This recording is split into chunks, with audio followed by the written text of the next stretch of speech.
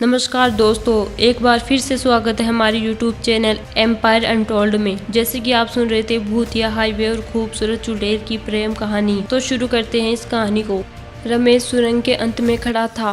उसके शरीर में डर से कपकपी हो रही थी, लेकिन उसकी आंखों में अपने परिवार को बचाने की जिद थी। हर कदम के साथ उसे अपने बेटे और पत्नी की मुस्कुराहट याद आ रही थी। अगर मैं यहाँ हार गया तो उनका क्या होगा, उसने खुद से कहा। उसकी आंखों में आंसू थे और दिल में गहरी बेचैनी थी। अपने पापों का बोझ और उन मासूम आत्माओं की चीखें अब उसकी आत्मा को छलनी कर रही थी।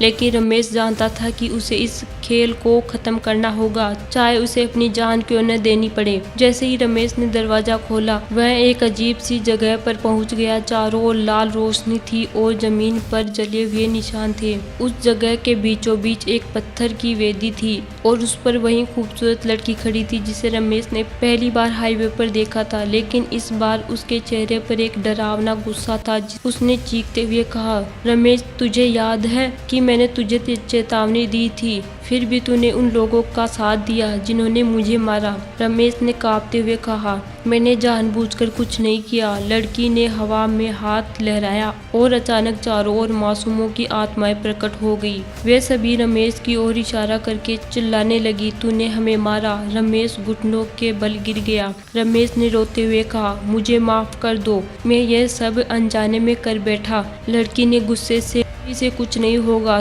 तुम्हें अपनी जान देकर उन मासूम आत्माओं को मुक्ति देनी होगी। रमेश फूट फूट कर रोने लगा। उसे अपनी पत्नी और बेटे का चेहरा याद आ रहा था। अगर मैं मर गया तो उनका क्या होगा, रमेश ने खुद से कहा। लेकिन फिर उससे उन आत्माओं की पीड़ा और अपनी बहन की दर्द भरी कहानी याद की। वह समझ गया कि अब उसकी मौत ही उन मासूम आत्माओं को मुक्ति दिला सकती है। उसने लड़की से कहा, अगर मेरी मौत से उन्हें शांति मिलती है तो मैं तैयार हूँ। लड़की ने रमेश की ओर देखा और कहा, यह इतना आसान नहीं होगा। तुझे न केवल अपनी जान देनी होगी बल्कि अपनी आत्मा को भी इसी शापित सुरंग में छोड़ना होगा, तभी इन आत्माओं को मुक्ति मिलेगी। रमेश ने कांपते हुए कहा, मैं तैयार हूँ। लड़की ने एक चाकू निकाला और रमेश को दिया। उसने कहा, यह चाकू उन सभी पापों का प्रतीक है जो तूने किए हैं। इसे अपने दिल में उतार कर अपनी आत्मा का बलिदान दे। रमेश ने चाकू को हाथ में लिया और अपनी आंखें बंद कर ली। बेटा, अगर मैं वापस न लौटूं तो जान लेना कि तुम्हारा पापा कायर नहीं था।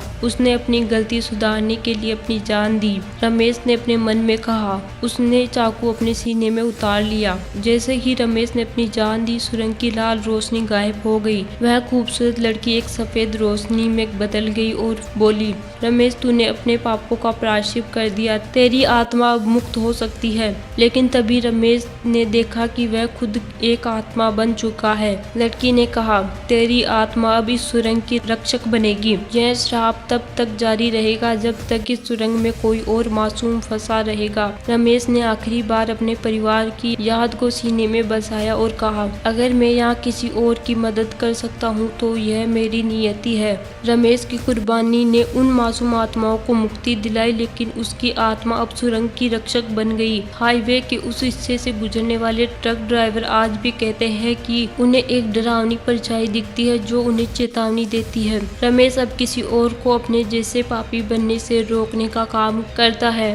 एम्पायर अनटोल्ड की यह कहानी यहीं खत्म होती है, लेकिन क्या यह सच में खत्म हुई है या यह सुरंग अभी भी अपने अगले शिकार का इंतजार कर रही है?